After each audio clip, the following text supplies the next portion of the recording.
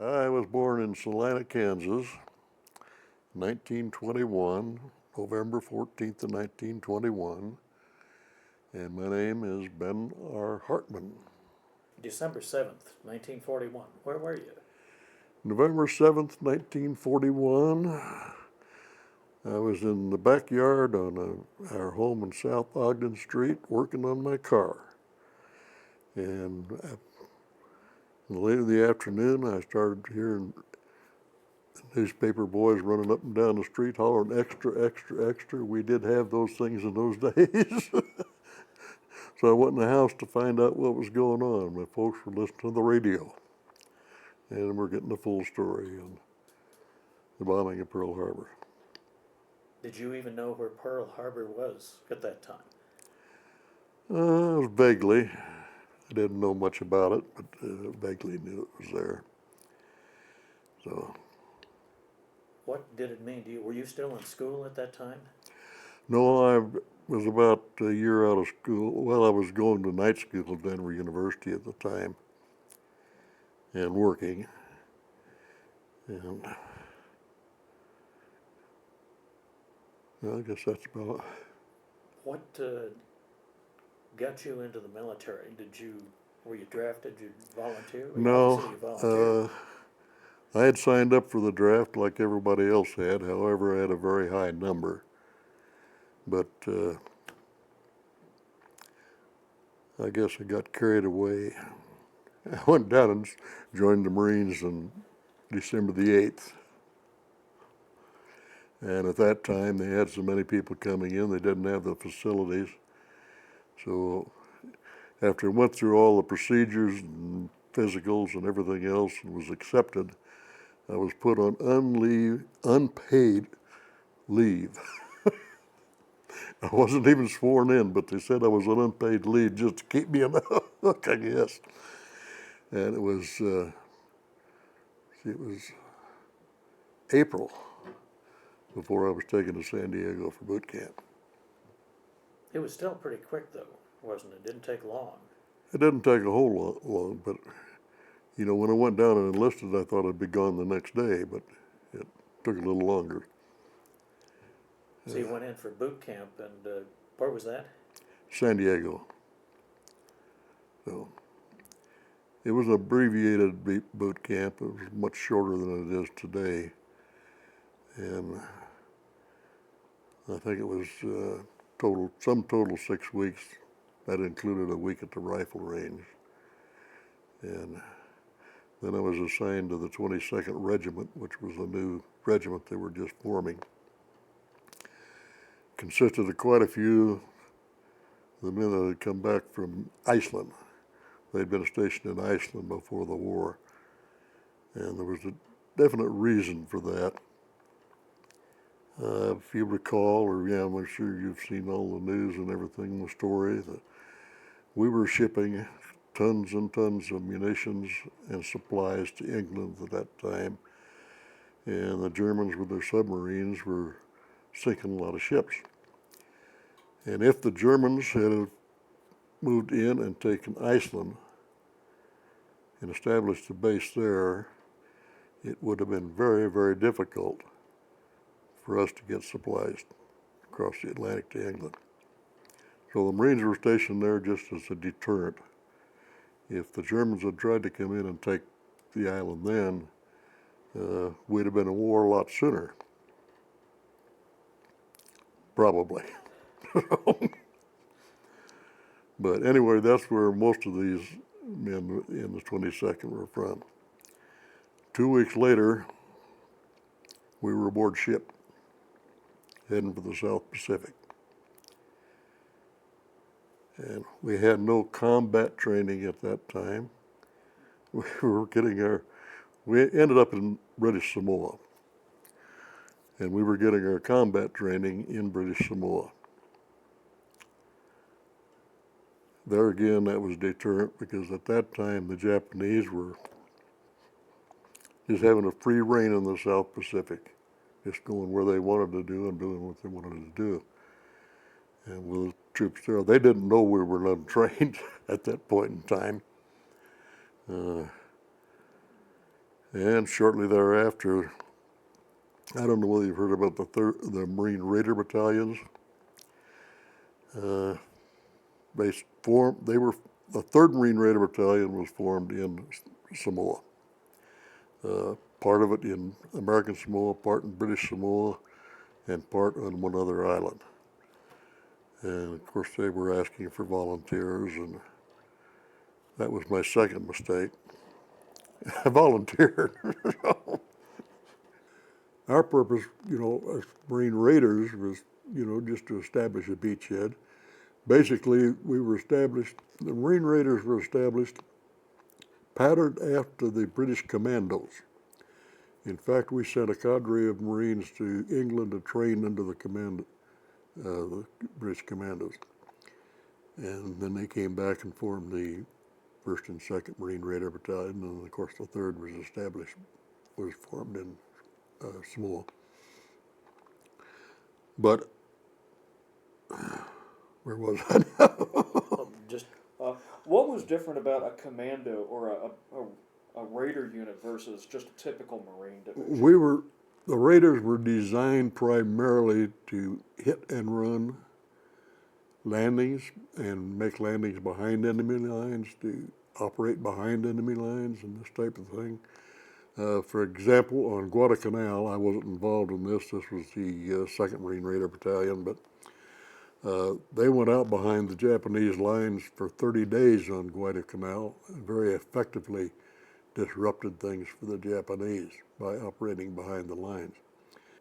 The Marine Corps very much objected to establishing the Marine Raider battalions initially because they thought the Marine Corps essentially was an elite unit, and they didn't want an elite unit within the elite unit. But fortunately, one of the officers that was instrumental in forming the Raiders happened to be named Roosevelt, Jimmy Roosevelt. He had a little influence from the White House, so the Marine Raiders became established. now he was with Carlson, wasn't he? Hmm? He was with Carlson's Raiders for a while. Roosevelt. Roosevelt was with Carlson's Oh, Raiders? yeah, he was with Carlson Raiders. He was he was the executive officer with Carlson, and then he was the commanding officer of the 4th Raiders. Carlson was the 2nd Raiders, Okay. 2nd Raider Battalion, and he was the executive officer. He made the trip to Macon Island. Roosevelt did. Was he a good officer? Did you hear if he was a good officer? Oh yeah, he was very good. He was a bird colonel. I think he was a major when he first joined when the Raiders first started. Major, maybe he was lieutenant colonel. I can't remember now, but Do you find that people don't really understand what the Raiders were and what they did during the war? very few people. You ought to say I was a Marine Raider. What's that?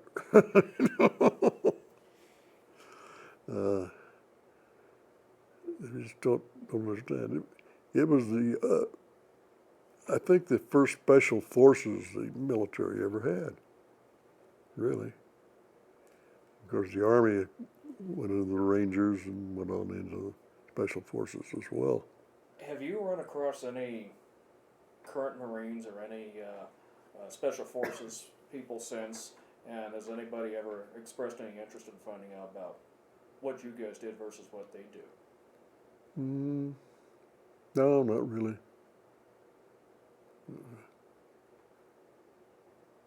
I think it's ironic because you talk about going into Guam and having to root them out of caves, and essentially that's what people are having to do in Afghanistan right now is go in and root people out of caves and Yeah. similar type of situations in a totally different condition, obviously.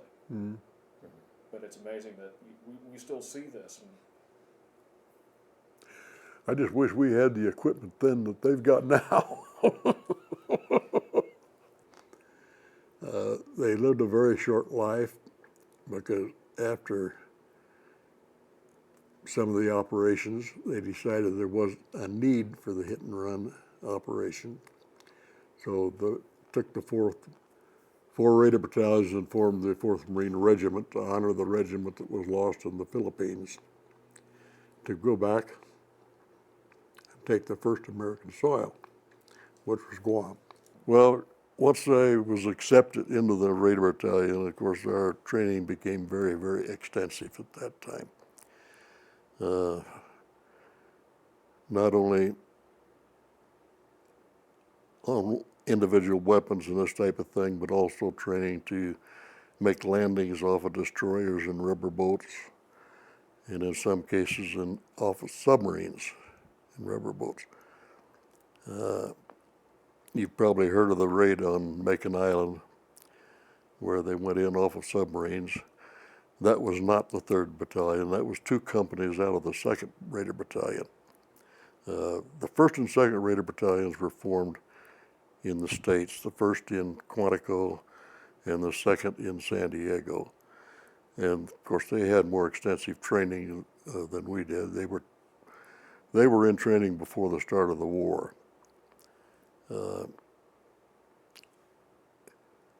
We completed most of our training in Samoa. Then they took all the parts that were from the various islands, American Samoa, British Samoa, and we all got together in American Samoa and got aboard ship and went to Hebrides, New Hebrides. And there we completed our training as the complete battalion. We had one experience on the training. This was back in the Hebrides. We'd gone into this one place, and the surf was real tough. We had a tough time getting ashore. And one man in the unit, it wasn't my squad, but I had a machine gun squad at the time, light machine gun. But anyway, he lost his rifle in the surf. But he went on. We went in and moved back into the inland as far as we go. We came in onto a deserted village. Campfires were still alive. The people had left before us coming and everything. And the funny part of it is we went around and did what we were supposed to do, and we're heading back to the beach. Just as we were getting to the beach, here comes a native out of the bush carrying his rifle towards the guy that had lost it, brought it out and gave it to him, and ran back into the bush. Strange things happen, you know. Which island was this? Do you remember? Huh? Which island was this? Do you remember? This was in the New Hebrides, It was. Oh, parts of the New Hebrides. so they were observing everything. We went into this one village and discovered some of these shrunken heads on poles in the village. And how they ever shrunk those things, I never know, but they were, the heads were about the size of your fist, the skull. So, amazing. They make you a little uncomfortable. Did you have any idea that these natives did things like this when you were going in and seeing that, or? That they were headhunters? Yeah. We had been briefed. We knew there were headhunters on the island, but they're not. Their weapons were very, very crude bows and arrows. The bows and arrows that people see around this part of the country from the Indians and stuff like that are Cadillacs compared to what they had. Their arrows were just slivers of sticks, and they weren't even straight sometimes. And just sharpened on the end. They had no stone on them at all or anything like that. So their weaponry was not very. Sounds like they were happier to see the Americans than the Japanese, though. Well, I'm sure they were, but you never know. I don't know. I'm not sure they really understood what was going on. Every time we landed where there was a little village of those people, they were gone. They would never stay there. I doubt if we could have communicated with them anyway. But they went in the bush and hid. We at that time were making sometimes 2 and 3 landings off of the APD's destroyers in rubber boats in various parts of the island as part of our training. There was another reason too.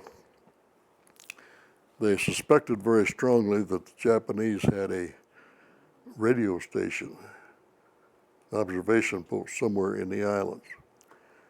So we were doing 2 things, training and looking for any possible radio station. The main reason they thought there was a radio station there is apparently they were getting some information about shipping coming in there.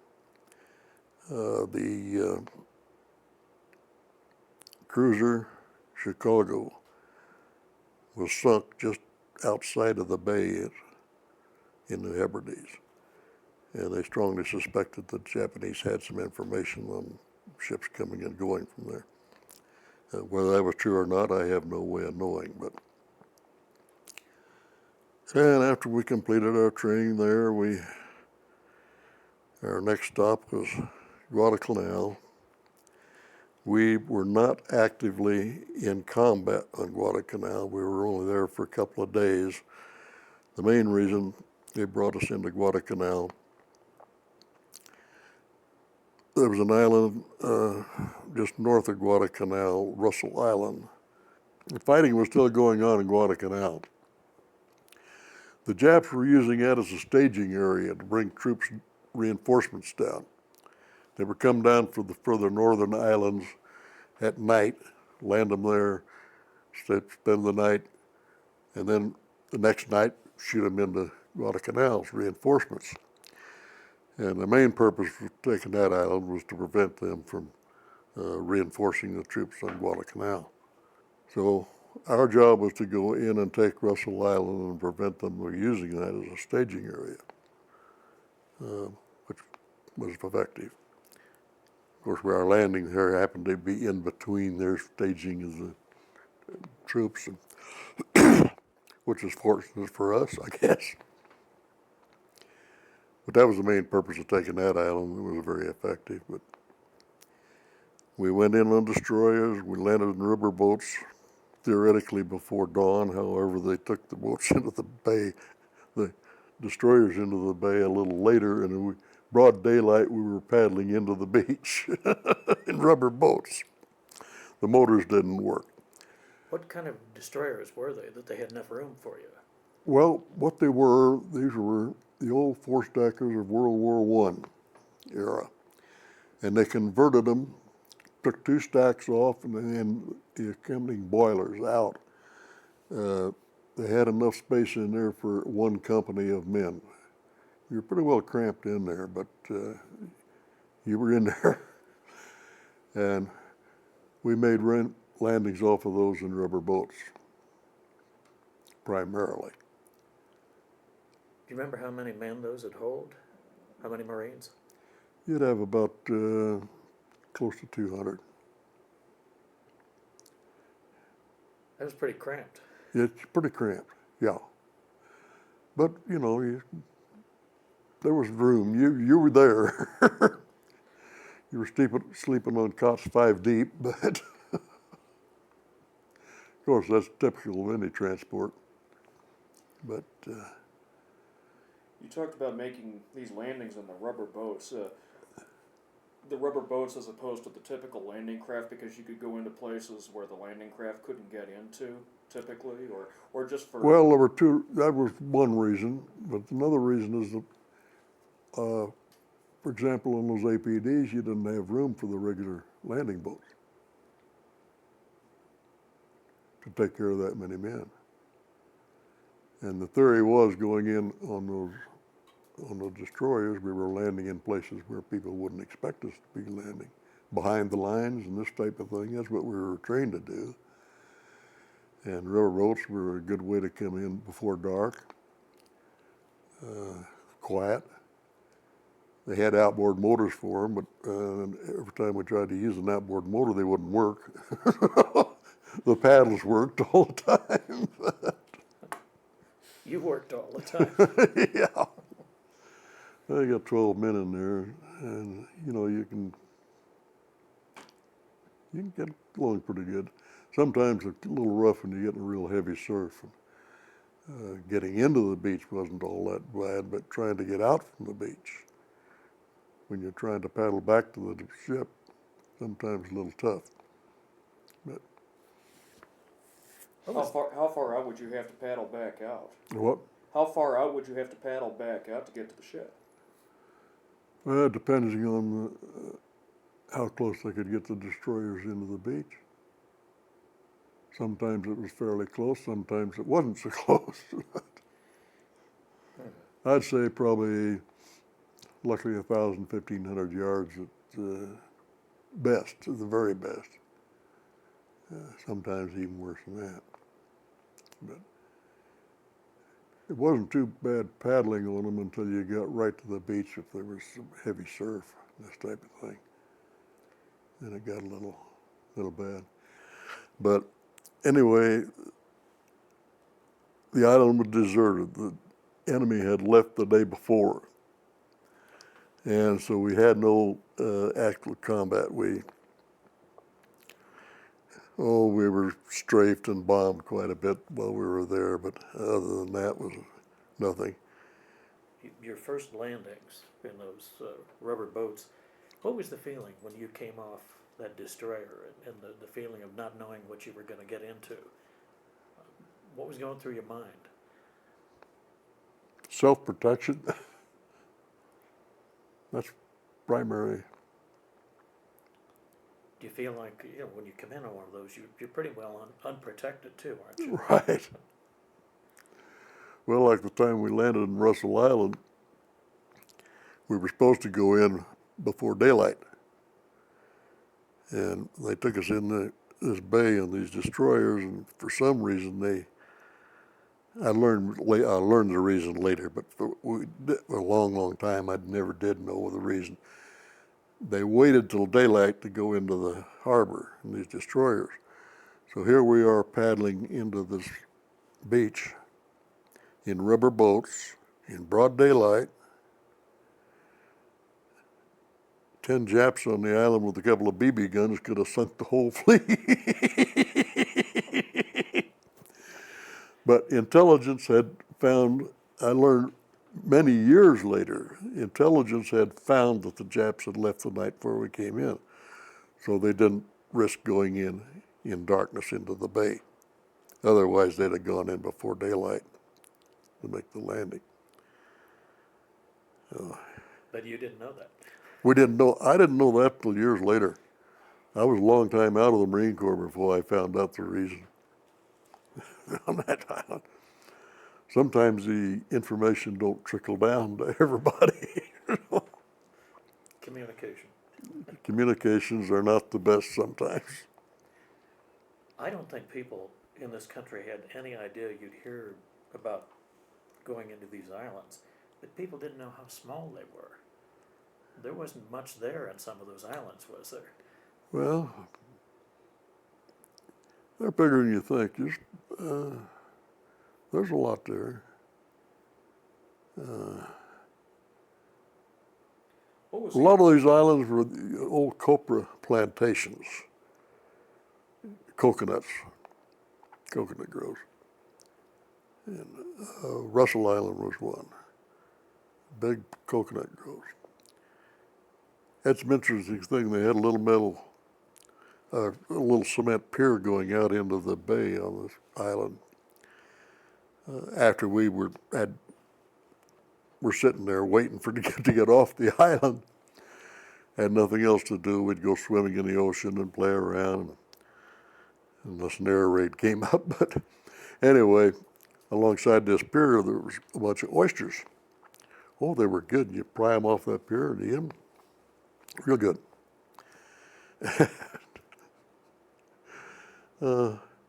We went back into the island one day, a bunch of us, and here was a scraggly old cow wandering around there.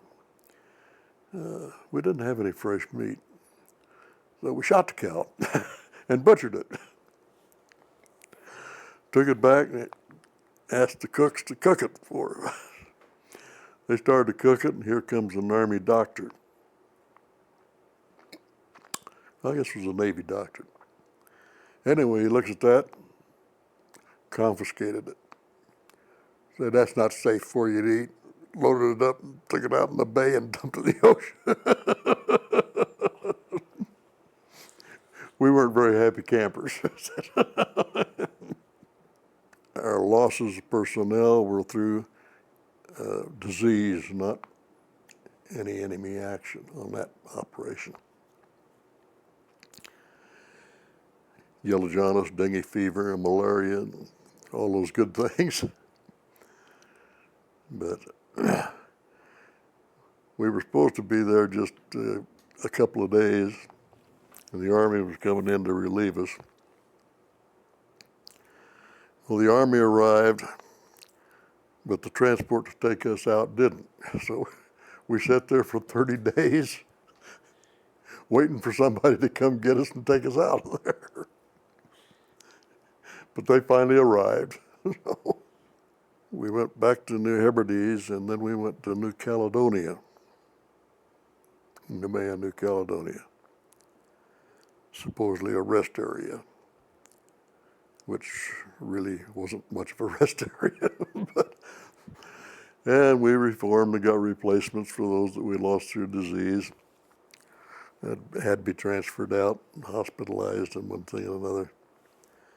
Trained again, and our next operation was the island of Bougainville, Empress Augusta Bay in Bougainville.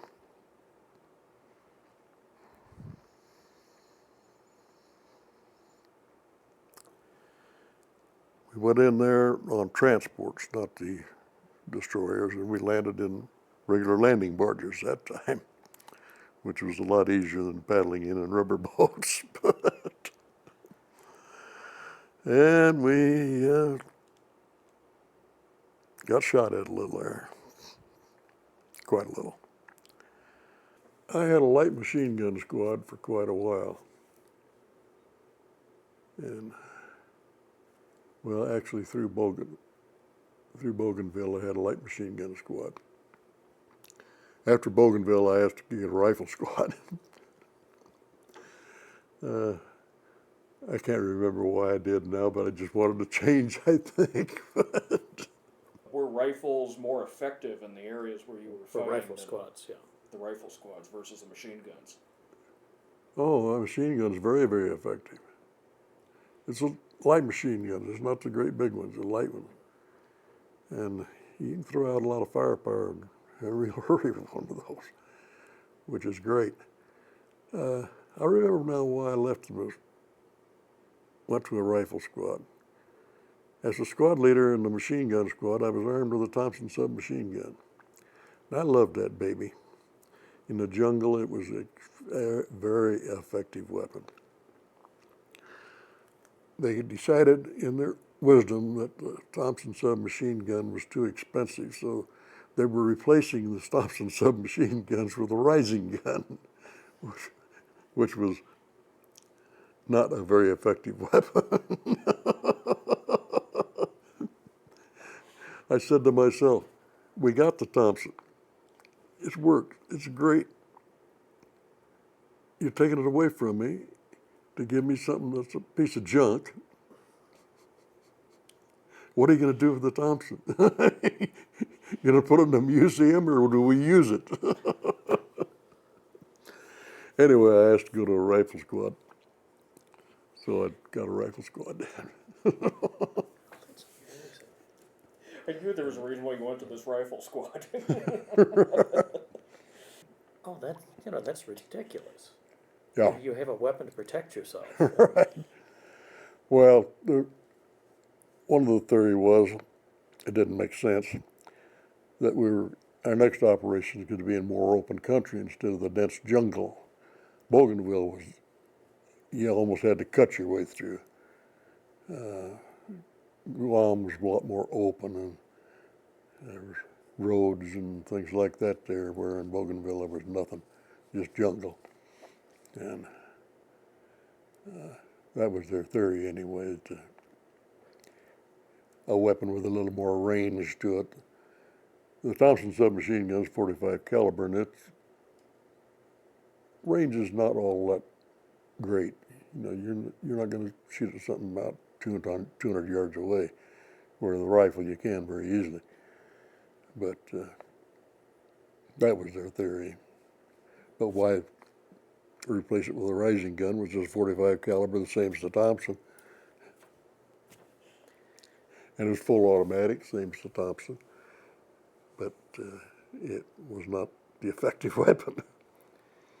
So, Just thinking about somewhere like Bougainville, the thick jungles, were you on the enemy at sometimes almost before you knew they were there? oh yeah, yeah, yeah. Yeah, it was pretty thick. Did they stay on the ground, or did they get into trees and things? Were they all over? Well, one thing we found on Bougainville when we first got there was where we made our land rig in Empress Augusta Bay was a bunch of coconut trees there. And those big tall ones, I mean, they're great big ones, not these little things you see in California. but we found the Japs had climbed up into those trees and tied themselves in it, snipers. And we were losing people. And that's where the Thompson submachine gun came in real handy. You spray the top of the coconut tree and that takes care of it very effectively. You never know whether you'd accomplished anything or not because they were tied in. We finally got a bulldozer up there one day, a tank with a blade on the front, knocked one of the trees down, and this Jap was tied in it. He tied himself on the top of the tree. So, you know, you spray the tree and you're not sure whether you got him or not because he don't fall out. Don't feel too secure, but at least you know you. Oh my gosh! But a Thompson submachine gun was great for that. So most of the time you're going to places you're fighting an enemy that you can't see, and you have the difficulty of dealing with that, don't you? Oh, yeah. Yeah. But we were there that year of Thanksgiving and Christmas. We finally established the beachhead after 30 days of fighting through swamp and jungle.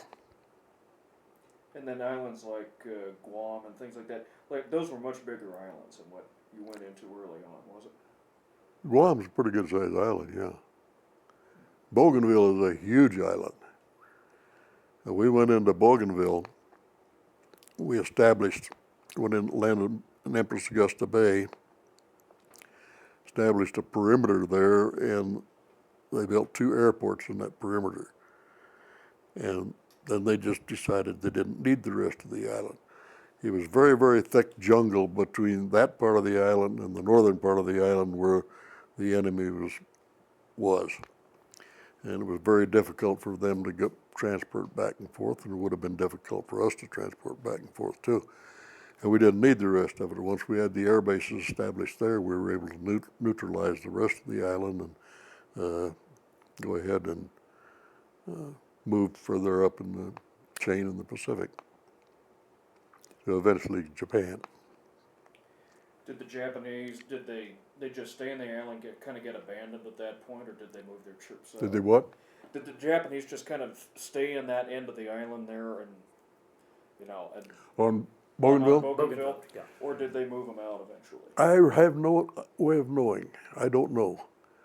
We were there and established what they wanted for a beachhead, and of course the Marines were relieved and the Army took over, and they had the air base there, and that's what they needed. So I don't know whatever happened to the rest of the island. Probably nothing. Probably no reason to. As we moved further north from there, why, they didn't need that. And then the Army relieved us from that one, and we left there and went to a fabulous rest camp. This was on Guadalcanal. The fighting on Guadalcanal had been over for quite a while.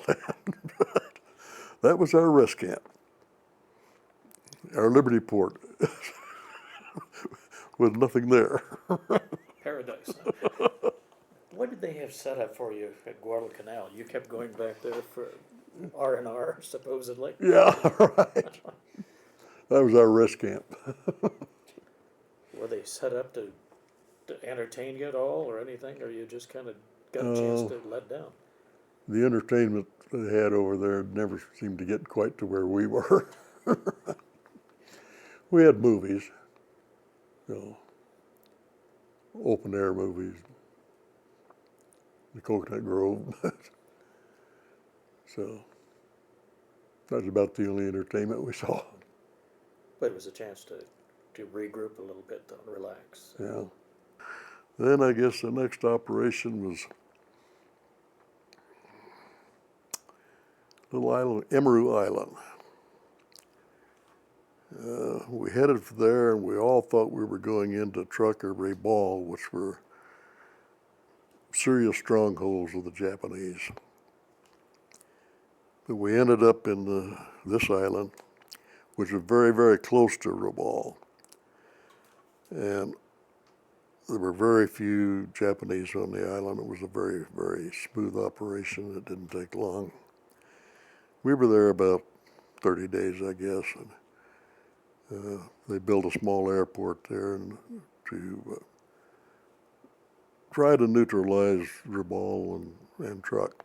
There was just a small detachment of Japanese on that island, and it was one of those more or less a bloodless invasion. I don't think any casualties we might have suffered there were just from disease, not from enemy action. Did that take a lot of men off the lines because of the diseases and things that were hitting them in the South Pacific? Quite a few, yeah.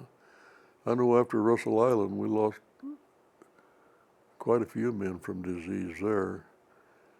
And I know just before we went into Guam, I came down with malaria real bad. Like a darn fool, I never went to the sick bay. But fortunately, it ran its course. I was able to make the landing on Guam with no problem. That doesn't sound quite right. No problem. Well, were these diseases things that the doctors could treat effectively, or did some of the troops have bigger problems? There were problems. Penicillin, is a great drug, but penicillin is very late. It hasn't been around all that long. And of course, a lot of those tropical diseases, I don't know how you treat some of them, really. That malaria that I had was pretty severe when I was aboard ship, but it dissipated and went away. But even after I was discharged, I frequently would have little attacks for, I guess maybe 5 or 6 years after that. I mean, they were mild, but I could feel them coming on. You get that cold sweat and everything and knew exactly what it was, but never got severe. So, and finally went away. Then back to our fabulous rest camp at Guadalcanal. I take it there's a reason why this is not a resort island. No, very definitely not. By that time, the Raider battalions were not disbanded, but they took all the 4 Raider battalions and formed the 4th Marine Regiment. The old 4th was the one that was lost in Corregidor. They had been in China for many years, and they'd moved to Corregidor, and they were lost there when the Japanese took the Philippines. They reformed the 4th, primarily to give the Raider battalions, the honor of being in the 4th and taking back the first American soil, which was Guam. And that was our next operation.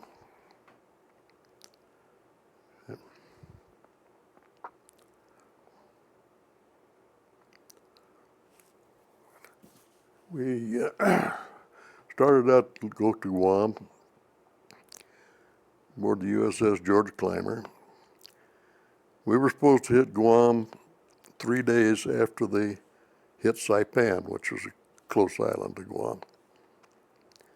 They hit Saipan and they ran into problems. Things weren't going as smooth as they thought. So we circled around in the ocean for 30 days, thinking we might have to go into Saipan instead of Guam. Well, things settled down there, and after the 30 days cruising around the ship, that's the breaks of the game. Hurry up and wait. And probably not luxurious quarters on a ship that you're not supposed to be on for very long. Right. They did move a little ways away from there, the ship, and they went Kwajalein, which we had taken much earlier, which wasn't too far away. And they pulled in there and let us get ashore for a few hours to stretch our legs. I think we got to spend a day on the island just running around trying to get loosened up. You're seeing all the garden spots at the Pacific, Guadalcanal, Kwajalein, and What? Canal all the garden spots. Right. Tell us about Guam. That had to be some operation going into Guam. Well, was it different from any of the others, or was it just bigger? Or? It was bigger and well defended. We suffered quite a few casualties on Guam.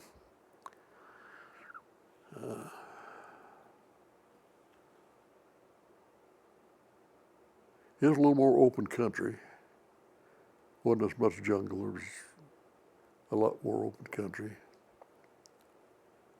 And the Japanese were there in force. We finally made the landing on Guam. Navy intelligence told us that they had started the initial bombardment of Guam before, 2 days before we were supposed to land, initially. They continued the bombardment, not quite as intense, for that full 30 days. They said there'll be nothing left on the island, it's a cakewalk. Wrong. But that was a successful operation.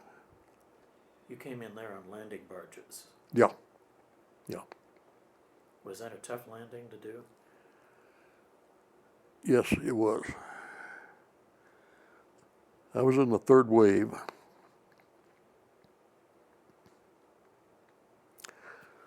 The first 2 waves, of course, they'd been shelling the island and bombing it and really blasting it for quite a while. Then the initial bombardment before we came in was quite heavy. And the first 2 waves got inland quite a ways before the Japanese woke up and came out of their caves.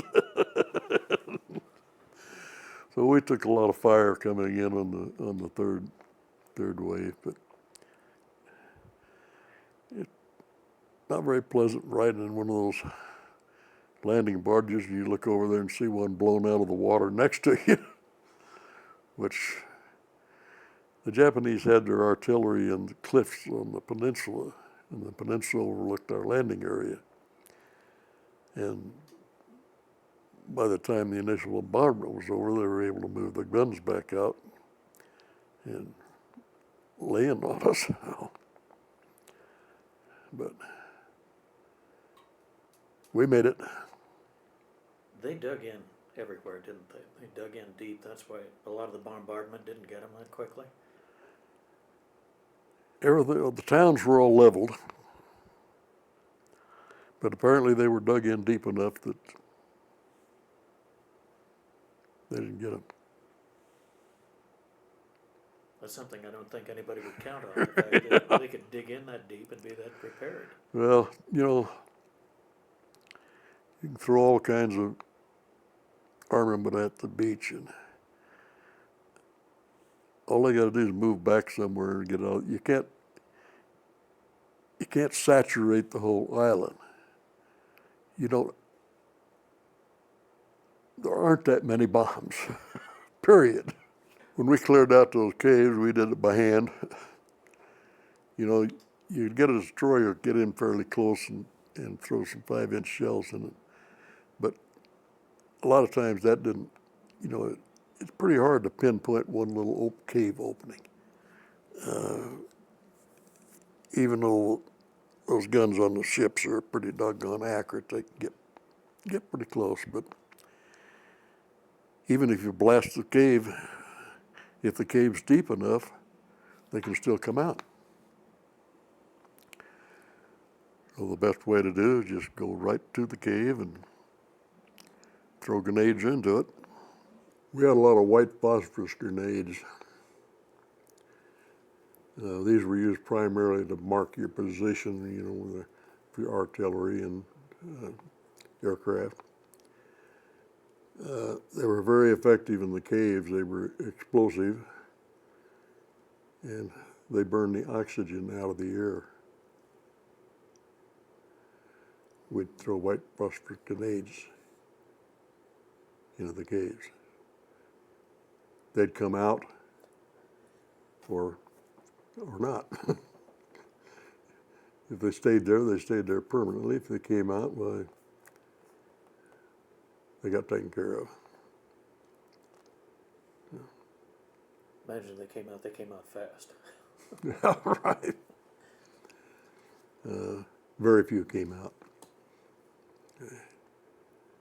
They opted to stay. That's their choice. Did the Japanese adapt? You were in kind of in some of the earlier actions of the war, say in the Guadalcanal time frame.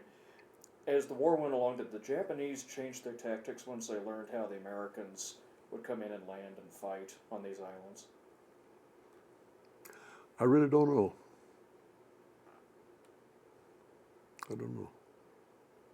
Because we've heard from guys that in some cases, especially early on, they would come in, they would be met at the beach, and they'd have to fight their way onto the beach. And then in places like Okinawa, and I think what you're describing on Guam, is that they might lay inland a little bit and try to draw the Americans in further before they let loose. Well, you know, it's hard to tell. They would move in away from the beach, of course, when the shelling was going on. They had to or die there. And it's hard to tell about their tactics. Some of their tactics were fanatical. I don't know, you've probably heard of a banzai attack.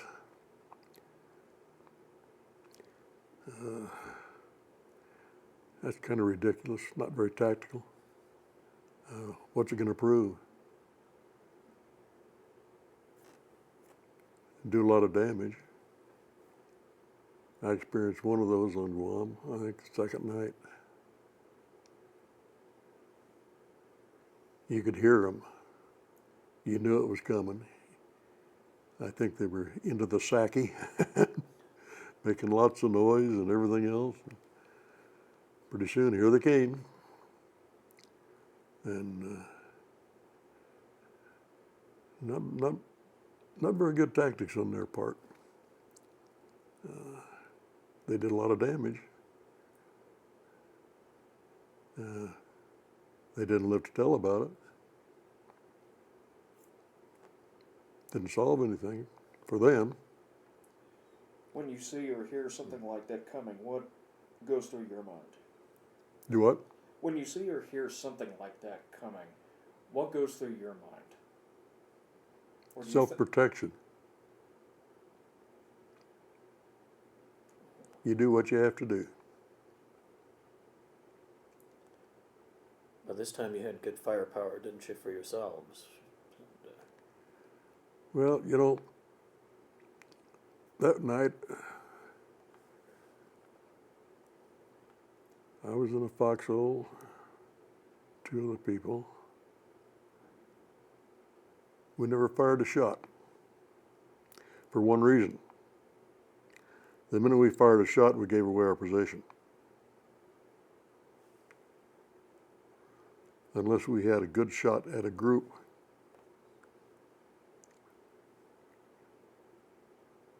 just let them go. Well, they just charge blindly through the night? Or? Yeah, they were. They didn't get anywhere with it. Just a totally different culture. But, I was wounded the seventh day. My wounds were very minor. They took me out aboard ship, checked me out. 3 days later, I went back in and joined the group and finished the operation there. As you go along and you're going to these different islands, do you find that you develop your own instinct about how to survive in all these conditions? Well, I suppose, yeah, I guess. After we left Guam, we were there about 45 days. We returned to our wonderful rest camp in Guadalcanal. it's like a nightmare, isn't it? And we were getting replacements then. They had taken the 4th and formed the 6th Marine Division for the operation in Okinawa.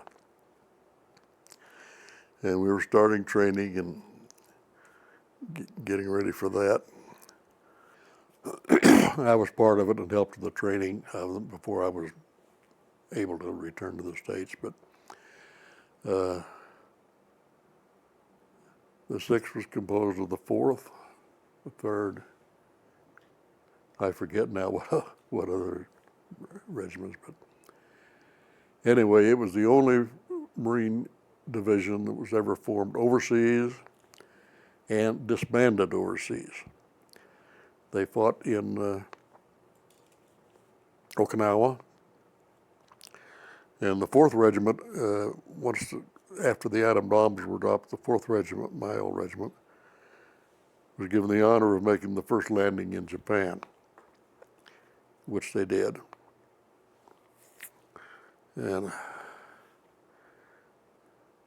then, shortly thereafter, I don't know the exact timetable, the 6th Division was disbanded overseas. It was the only division that was ever formed overseas and disbanded overseas. They never saw the United States as a division. This is very interesting.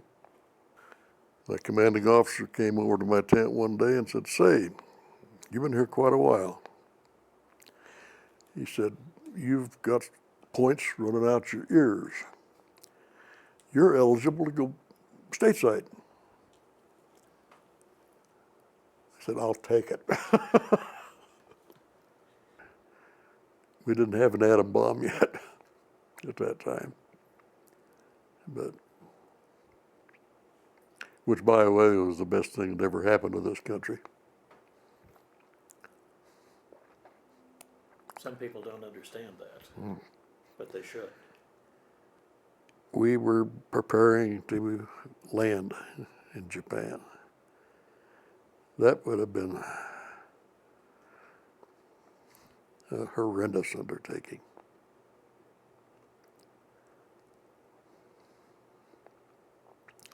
Two bombs solved it. So I gloriously returned to the United States. And that time period was 2.5 years. From the time I left San Diego until the time I landed in San Francisco. The trip back to San Francisco was on a Dutch merchant ship, which really wasn't equipped for troops. And of course, we weren't going back as a unit. We were just a bunch of individuals that were going back on points from various units. Wasn't the most pleasant trip, but we got there. And after I got back, of course, we landed landed on Treasure Island, and had no uniform. All we had was our dungarees and little khakis and stuff like that. So they had to take us on a train to San Diego to issue us uniforms so we could go on furlough. The first furlough I'd ever had. And then they asked me where I wanted to be stationed. You got a choice. You can take East Coast or West Coast. So I said, well, I spent all my life in the western part of the United States. I'll take the East Coast. I got the East Coast of San Francisco Bay, Oakland, Naval Supply Depot in Oakland, California. That's East Coast. But anyway, I was assigned to the Marine Guard Naval Supply Depot. I was a sergeant, and I had was standing commander of the guard watch, which was kind of nice. There were three of us standing commander of the guard watch, and we had three sergeants of the guards under us and 6 corporal of the guards. Our duty was kind of at our own choice. We could take 2 days on, 2 days off, or whatever, and the three of us get together. If one of us had something we wanted to do for a week, well, they'd fill in, and then we'd fill in back and forth. If I'd had that kind of duty for the first 2.5 years, I might have stayed in the Marine Corps. But when they came around and finally started to discharge some Marines, I was in the first group to be discharged in the Marine Corps because of points and time service and so forth. Of course, that was shortly after the atomic bomb was dropped. Before they'd been discharging Army personnel for quite some time because the war was getting pretty well won down. But the Marines didn't discharge anybody until after that.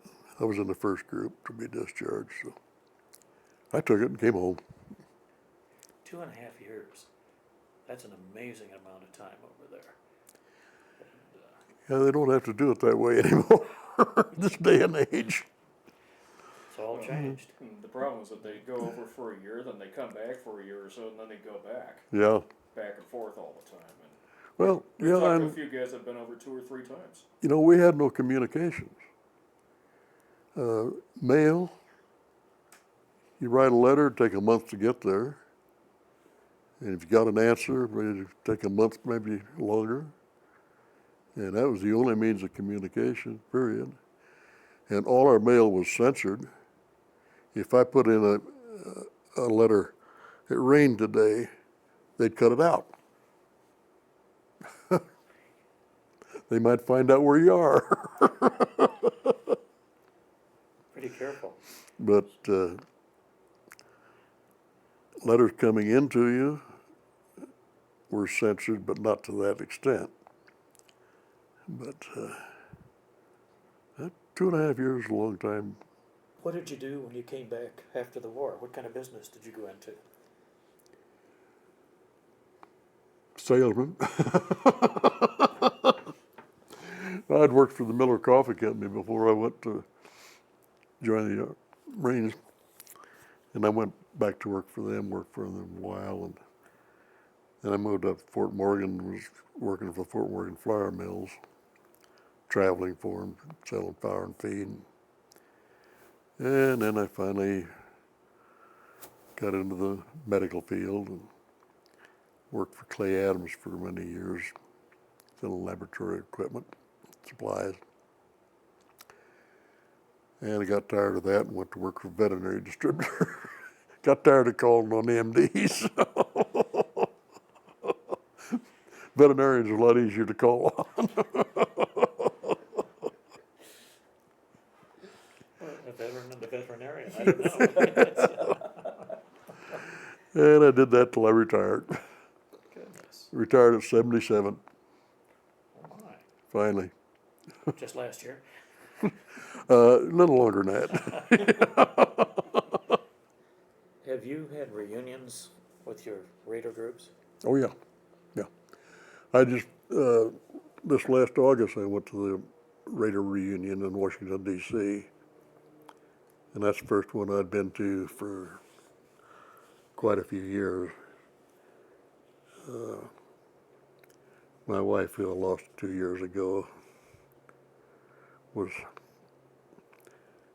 not doing too well for quite a long time, and I couldn't travel with her, you know. We had a motorhome, she could go out and hit once in a while, but finally got to where she couldn't even do that, so I got rid of that. But so I didn't make too many of the reunions, but I did make this last one. So the next one is going to be in Dallas, Texas. I'm not sure I want to go to Dallas, Texas, but anyway. Did you go to some of the earlier reunions that they started? Hmm? Did you go to some of the earlier reunions?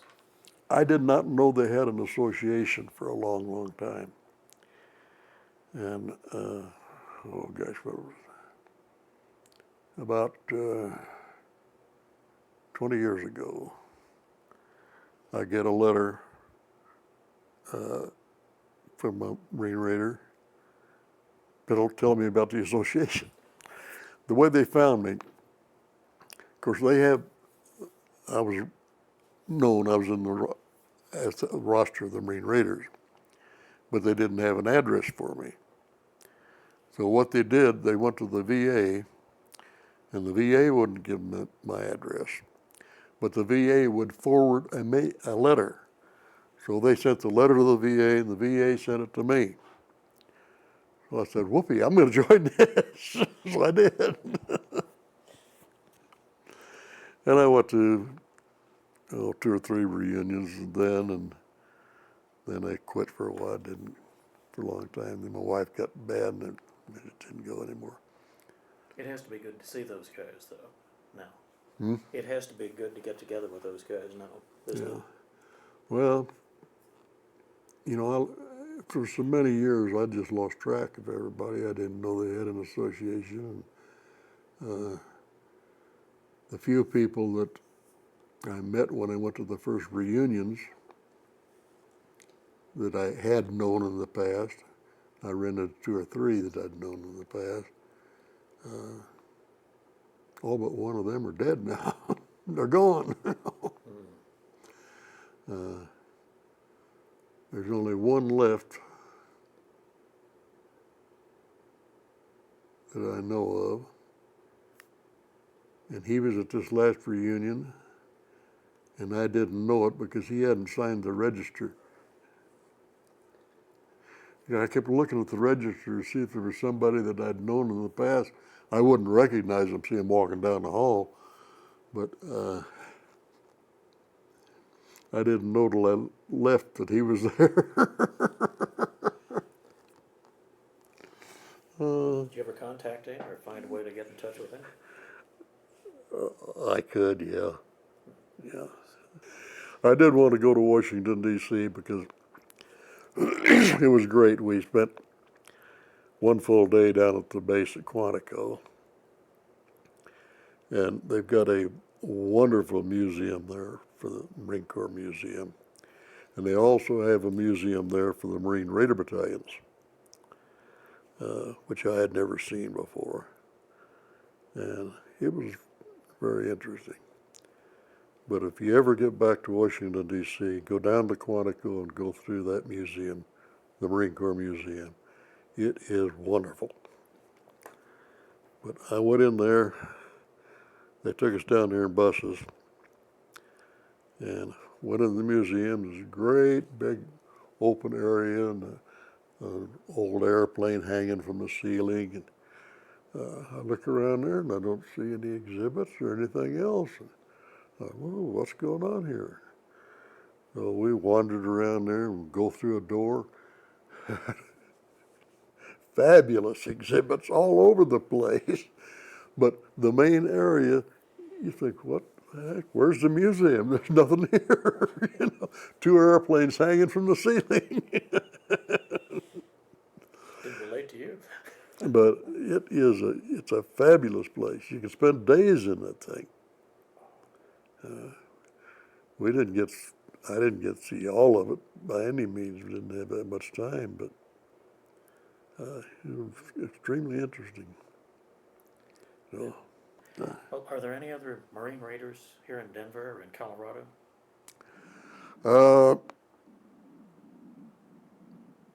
not that I know of. There were, but I'm not sure there are at the present time. Now, I've got I've got all the Marine Raiders that are in their organization, but there's a lot of them probably that didn't belong to the Raider Association. So I don't know. There may be some around here that I don't know about. Have you ever had a chance to get back to any of those islands? No. Have you ever had a desire to? Yeah, I really have. I wouldn't care too much about Guam because, that's a little different. Bougainville, I'd love to get back there and see what it looks like now.